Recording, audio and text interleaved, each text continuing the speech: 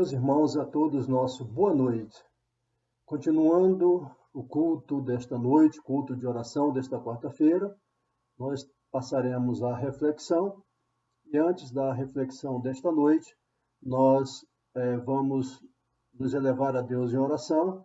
E a Darine tem a responsabilidade agora de fazer isto. Vamos todos fechar os olhos e elevar os nossos pensamentos, o nosso espírito ao nosso Deus. Oremos. Senhor Deus, nosso Pai, nós te agradecemos, Pai, por esse dia, pelas bênçãos que o Senhor nos concedeu. Te agradecemos, Senhor, pela tua presença em nossas vidas, pela oportunidade de falar contigo, pela oportunidade, Pai, de estarmos em comunhão com os nossos irmãos. E te pedimos, Senhor, que venha abençoar esse culto, que a palavra que o Senhor colocou no coração do pastor possa falar aos nossos corações, que possamos sentir, Pai, a tua presença, a tua paz, e que essa paz possa estar conosco em nossos lares, ó Pai, que possamos estar em harmonia com os nossos familiares, e que possamos demonstrar o teu amor por nós a cada dia. Que abençoe esse culto, que possa também, Senhor, estar aqui como abençoado. Em nome de Jesus. Amém. Amém. Meus irmãos, vamos então continuar com as reflexões que fazemos às quartas-feiras à noite. E hoje nós veremos Tito, capítulo 2, os versos de 7 a 10. E eu quero fazer essa leitura. Dizem assim esses versos. Em tudo, te dá, por exemplo, de boas obras. Na doutrina, mostra incorrupção, gravidade, sinceridade, linguagem sã e irrepreensível, para que o adversário se envergonhe, não tendo nenhum mal que dizer de nós. Exorta os servos a que se sujeitem a seu Senhor e em tudo agradem, não contradizendo, não defraudando, antes mostrando toda a boa lealdade, para que em tudo sejam ornamento da doutrina de Deus, nosso Salvador. Muito bem, meus irmãos. No estudo, na reflexão desta noite, neste culto de oração, veremos esses versos de 7 a 10 do livro de Tito. E nós iniciaremos então vendo os preceitos de Deus para Tito. Os preceitos de Deus para Tito, nos versos 7 e 8. Meus irmãos, a melhor maneira de um pastor pregar é por meio de sua vida. Isto está mais do que evidente em nosso meio. Não é o que, lamentavelmente, se vê sempre, mas tem sim muitos líderes, muitos pastores que pregam e vivem o que pregam. Os falsos mestres, meus irmãos, dizem e não fazem, mas os mestres de verdade devem dizer e fazer. Dizer e não fazer é hipocrisia, é fingimento. E isto não deve acontecer no nosso meio. Há um escritor chamado John Stott, que ele afirma que nós precisamos de modelos. É uma realidade o que John Stott diz. Nós precisamos de modelo, pois eles nos dão direção, desafios e inspiração. Tudo isso, quem é modelo, pronto a ser seguido, desperta em cada um de nós a direção a seguir, os desafios que devemos abraçar, a inspiração que devemos ter. O próprio Paulo se ofereceu como exemplo para a igreja de Corinto. Lá em 1 Coríntios 11:1, você pode constatar isso. Também Paulo deu ordens a Timóteo a ser padrão dos fiéis. Isso você pode ver em 1 Timóteo 4, o verso 12. Paulo aqui também ordena a Tito a ser padrão para os crentes na prática das boas obras. Isso nós vimos no versículo 7, que foi o primeiro versículo a ser lido. Meus irmãos, nós precisamos então de mais líderes que preguem aos ouvidos e aos olhos, não somente aos ouvidos. Pregar aos ouvidos é até fácil. As pessoas logo se contentam com aquilo que elas desejam ouvir e o pregador, sabedor daquilo, começa a distorcer a palavra de Deus e preparar mensagens para atender o ego, a vontade de cada um. Isso não pode, não deve acontecer no meio cristão. Meus irmãos, nós precisamos então de líderes que preguem aos ouvidos e aos olhos, ou seja, na prática, fazendo o que estão pregando. Que falem, precisamos de líderes que falem a sã doutrina e preguem com o seu modo de viver. É o exemplo puro. O ensino e o exemplo sempre formam uma combinação poderosíssima. Podem crer nisso. Se eu ensino e se eu dou exemplo daquilo na prática, olha, essa é uma combinação por demais preciosa.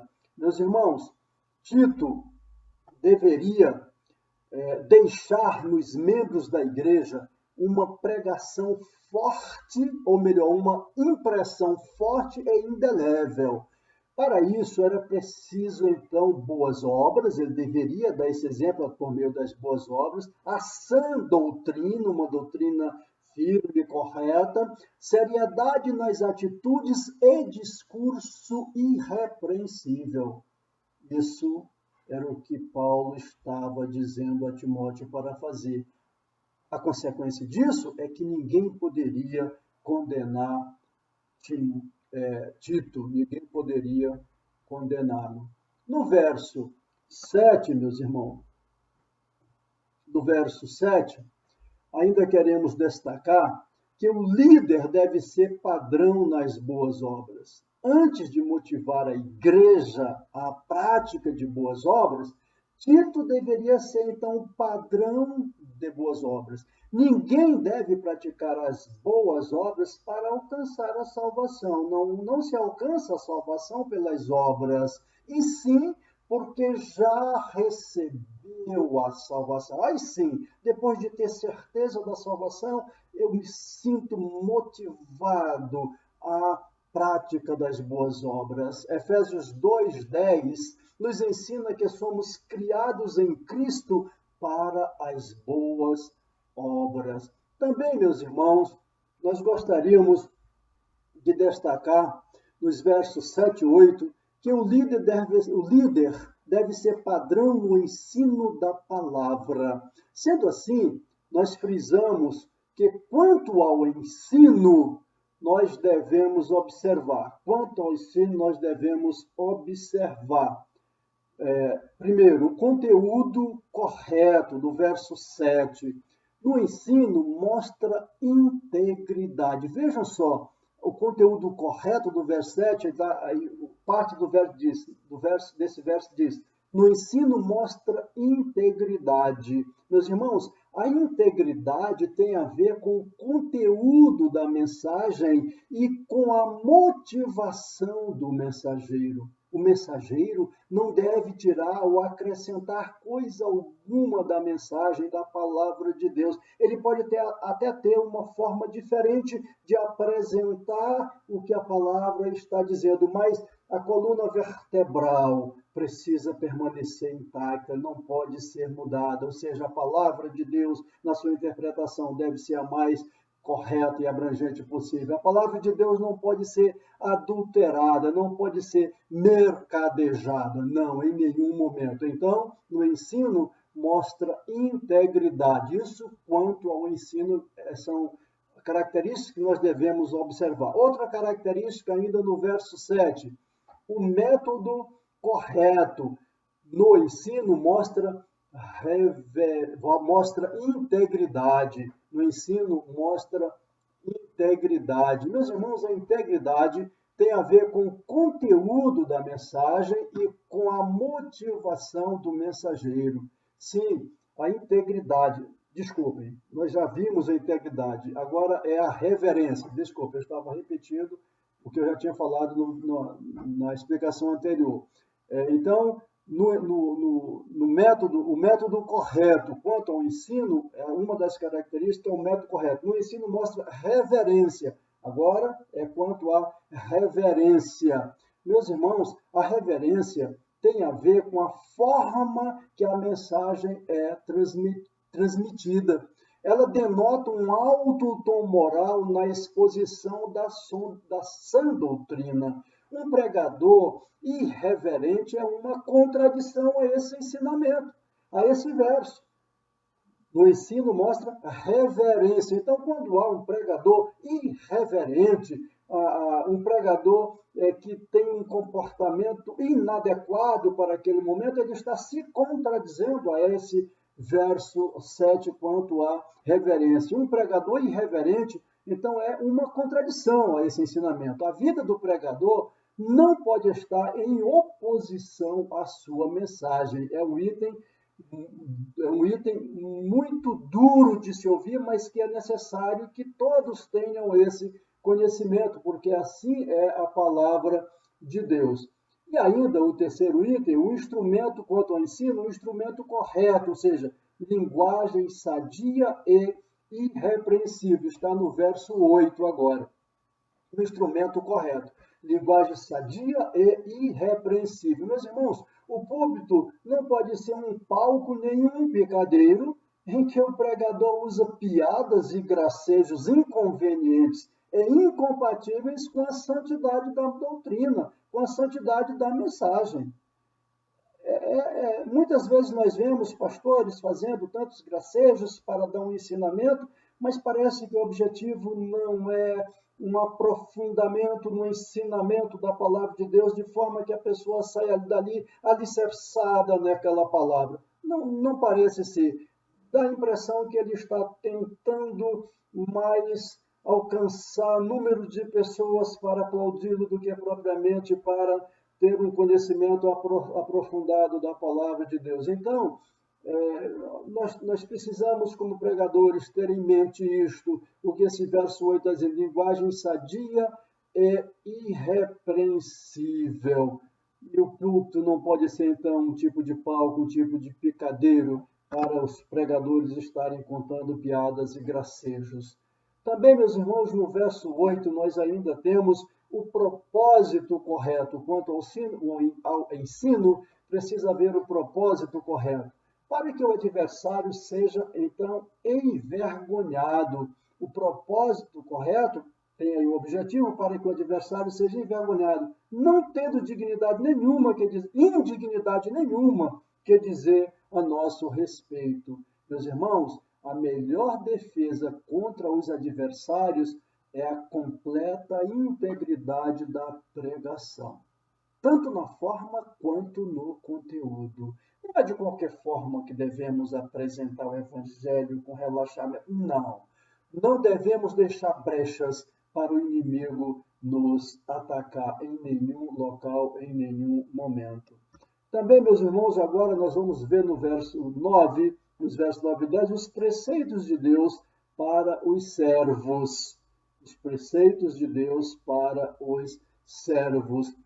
E eu quero novamente ler esses versos, o 9 e o 10, diz assim: exorta os servos a que se sujeitem a seu Senhor e em tudo agradem, não contradizendo, não defraudando, antes mostrando toda a boa lealdade, para que em tudo seja um ornamento da doutrina de Deus, nosso Salvador. Meus irmãos, os preceitos de Deus para o servo. Precisamos antes deixar claro que Deus jamais aprovou a crueldade e a injustiça da escravatura. Deus nunca aprovou isto. Contudo, a igreja primitiva, lá nos seus primórdios, a igreja primitiva, não se engajou em um projeto revolucionário contra a escravidão, contra a escravatura.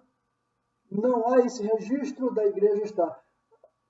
Não é assunto para discutirmos aqui agora, mas há até razão para, no seu início, na sua formação, as pessoas não se engajarem neste assunto. Claro está que onde a palavra de Deus prevaleceu, o mal da escravatura sucumbiu. Isso é realidade. Basta olhar para todos os países que adotavam esse sistema de escravidão e onde a palavra de Deus entrou com seriedade e com sinceridade, a escravidão foi logo banida, ela sucumbiu. No que tange, então, aos servos, Paulo, dadas essa rápida explicação, no que tange aos servos, Paulo alista 2 virtudes que deveriam cultivar e 2 pecados que deveriam evitar, nos versos 9 e 10. E esses princípios dos versos 9 e 10 se aplicam perfeitamente à relação entre patrões e empregados, que é como nós vivemos hoje. Temos o nosso patrão, existem as empresas dos patrões e os empregados. Muito bem, e quais são essas virtudes dos versos 9 e 10 que nós lemos aí? Primeiro, está no verso 9, que lemos há pouco. Obediência. Meus irmãos, a obediência deveria ser em tudo. Obviamente, esse em tudo diz respeito ao que é lícito. Óbvio, isso está claro. Não estamos aqui autenticando as ilicitudes, de forma alguma. Então, esse em tudo deve ser obedientes em tudo, o que é lícito.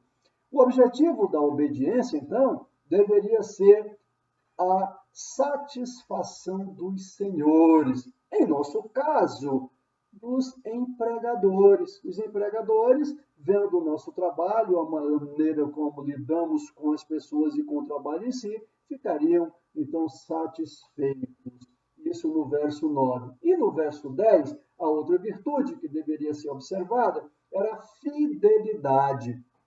Os servos deveriam dar provas de sua honestidade, trabalhando prazerosamente na presença ou ausência dos seus senhores. Então, nós vemos aqui que foram alistadas essas 2 virtudes. E vamos ver agora os 2 pecados que deveriam também ser evitados, né? Virtudes deveriam ser evitadas. Os irmãos estão vendo os slides aí agora, dizendo exatamente isso que eu já acabei de explicar. E vamos então aos pecados agora. Vimos as virtudes, agora vamos ver os pecados. Da rebeldia que está no verso 9. No verso 9 nós temos o pecado da rebeldia. Meus irmãos, uma coisa é trabalhar de coração, desejo, com vontade. Outra é fazê-lo com má vontade, fazê-lo com murmurações.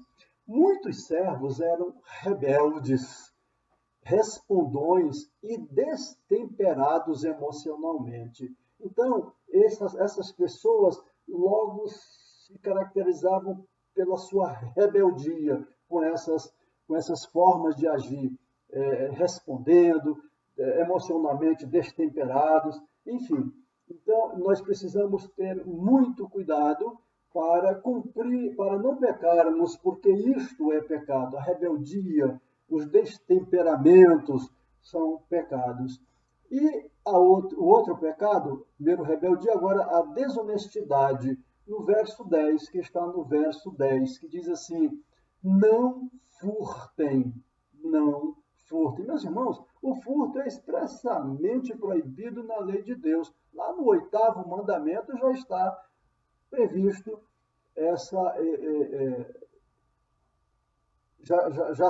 já tem esse mandamento de Deus lá no 8º. O 8º mandamento de não furtarás. Então, meus irmãos, a semelhança de Onésimo, muitos servos furtavam seus senhores, subtraindo pequenas coisas, conforme Filemão 18. Hoje, muitos empregados, lamentavelmente, muitos empregados furtam seus patrões e suas empresas. Essa prática é condenada na palavra de Deus. Devemos ter muito cuidado. No serviço público é muito fácil, de repente, você se apropriar de alguma coisa que não é sua, que está ali à sua disposição, mas não é sua. Se você apanha no serviço público, ou mesmo no serviço numa empresa particular, algo que não é seu e traz sem a devida autorização para a sua casa, por exemplo, um exemplo muito simples, umas folhas de papel, ou resmas, ou seja o que for, um grampeador, você está cometendo esse pecado da desonestidade. Meus irmãos, no verso 10, Paulo dá aos servos a motivação para agirem com obediência e fidelidade. Qual é essa motivação? A fim de ornarem em todas as coisas a doutrina de Deus, nosso Salvador. Então, vejam o objetivo de agirem em obediência e fidelidade. Essas duas características excepcionais, maravilhosas, essas duas virtudes que tanta diferença fazem no nosso dia a dia. Ornarem, deixarem mais bonitos, deixarem um ambiente mais alegre. Na realidade, ele está dizendo aí, Paulo, que o comportamento obediente torna a mensagem cristã atraente e nobre. Você já pensou sobre isto na sua vida, no seu local de trabalho, em sua casa, na igreja, onde quer que você esteja? Você já pensou sobre isso? Você já pensou que com esse seu comportamento você torna a sua vida e a vida das pessoas ainda mais agradável e que a mensagem cristã, porque você ali está representando o cristianismo, que a mensagem cristã se torna até mais atraente e nobre àqueles que ainda não são? Dessa forma, nós podemos concluir, terminando então a reflexão, o estudo desta noite, concluir dizendo que a vida cristã pode ornamentar ou desacreditar o Evangelho. O que você está fazendo pelo Evangelho? Você está ornamentando o Evangelho de Deus, mostrando-o mais bonito, mais eficaz, mais necessário, ou você o está desacreditando com o seu modo de viver? Que Deus nos dê a bênção de compreender e viver a sua palavra, pois ela não é apenas para os líderes, ela é para toda a cristandade. Oremos. Soberano Deus, nosso Pai Celestial, mais uma vez, Pai, nós estudamos um pouco mais da Tua Palavra, ensinamentos práticos, coisas que podemos fazer naturalmente, dia após dia. Queremos, Santo Deus, ser tocados pelo Teu poder, e que Teu Espírito tenha livre trânsito em nossos corações, nas nossas mentes, e que nós possamos ser obedientes à Tua Palavra cada vez mais, ornando assim o Teu Evangelho, tornando mais bonito, mais atraente pelas nossas práticas e pelas nossas palavras. Vem, Santo Deus, trabalhar em nós por meio do Teu Espírito Santo, fazendo-nos mais obedientes, humildes e mais sinceros na pregação da Tua Palavra. Ó Deus de amor, que nunca venhamos a mudar a Tua Palavra, a tentar enquadrá-la de acordo com a necessidade dos seres humanos, mas que ela seja aquela palavra que atenda às necessidades de todos. Ó Deus bendito, no final, para o restante desta semana, nós estamos suplicando a Tua proteção, o Teu livramento, e que Tu estejas nos dando a graça de sermos cada vez mais fiéis e obedientes a Ti. No nome de Jesus, nós suplicamos, nós agradecemos estas bênçãos. Amém.